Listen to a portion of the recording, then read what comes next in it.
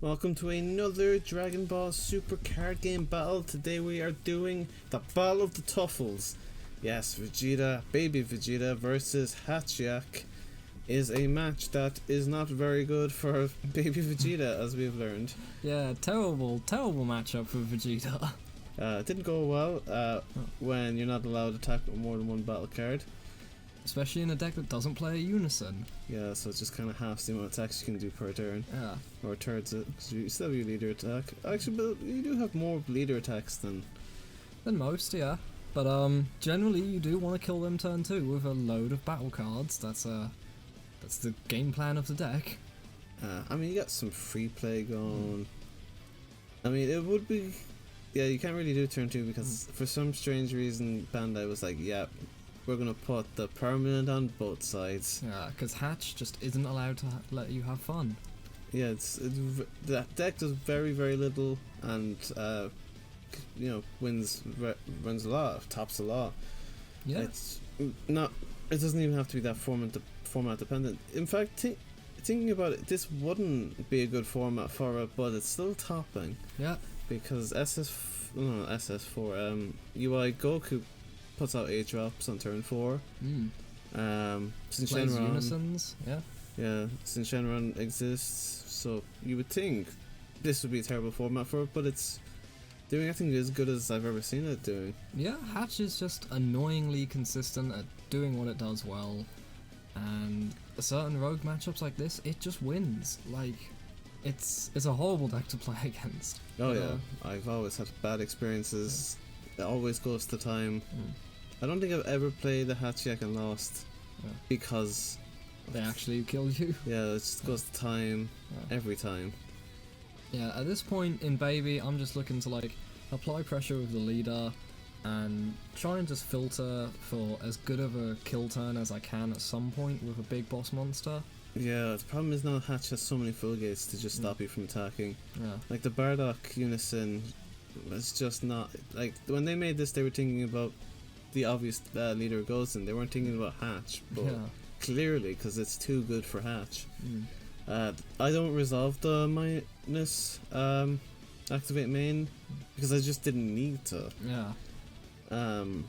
Like, Hatch isn't a broken deck by any means of the imagination, but it's still just so consistently good at what it does. It's similar to 21, where it's just oppressive and it's just kind of kills the enjoyment of the game for the player who has to play against it. 21 obviously has a stipulation, quite similar in fact, in the fact that the first battle card played can't attack, comes out of summoning sickness. But Baby's getting a little bit of resurgence now. I think the deck's in a very good place. I think a lot of people after London Card Fest seeing third place Baby gone swear. But it's kind of a format where any yellow stain that draws a lot is competitive, and I think in Baby's case it can play aggro and mid range and control even, just because of the amount of great staple cards yellow has. Yeah, it's just got so many options going. You can kill them turn 2 if you need to, or you can go late game.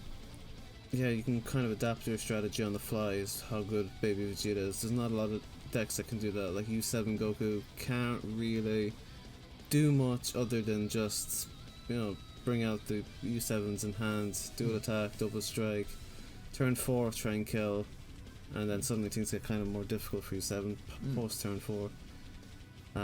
But Baby is great against U7 Goku. It's great against a lot of different decks this format. Yeah, it's conveniently placed. I do think Baby is bizarrely hard to play, just because there's a lot of micromanagement of when to do things in a certain order. But it's a very fun deck to play. Yeah, similar to King Vegeta, where you have to be good with the deck to succeed. You can't just, pick up the deck and go like U7 Goku, or even Vegeta Trunks, to be honest. I think a lot of players that deck kind of plays itself, while decks like Baby, King Piccolo and so on, you have to really know your decisions down to a fine margin.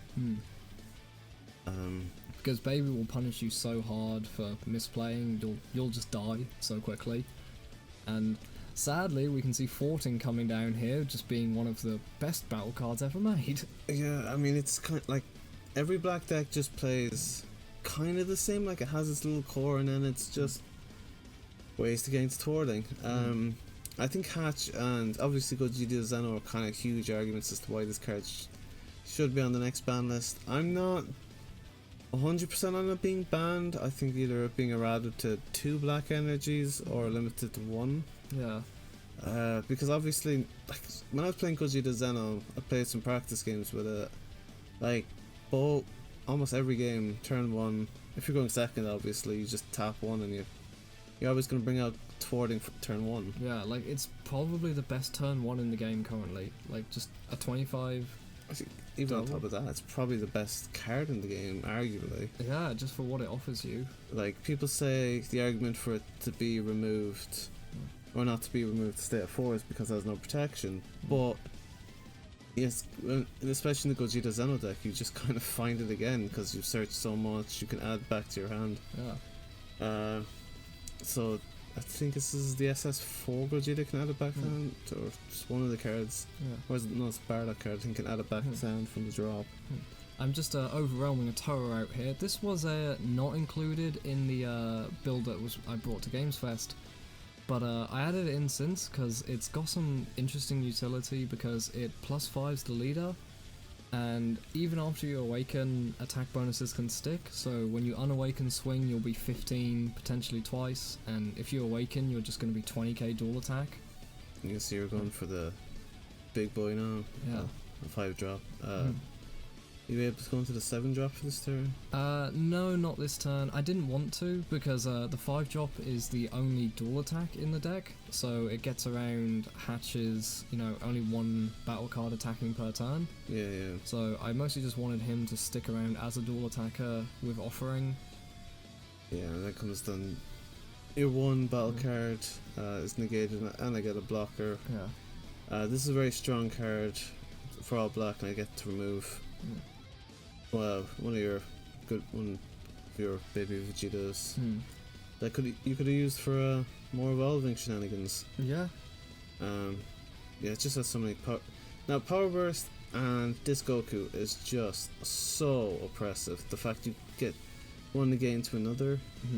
Out comes the Heartfelt Play. Unfortunately, I can't attack. Unfortunately for baby anyway.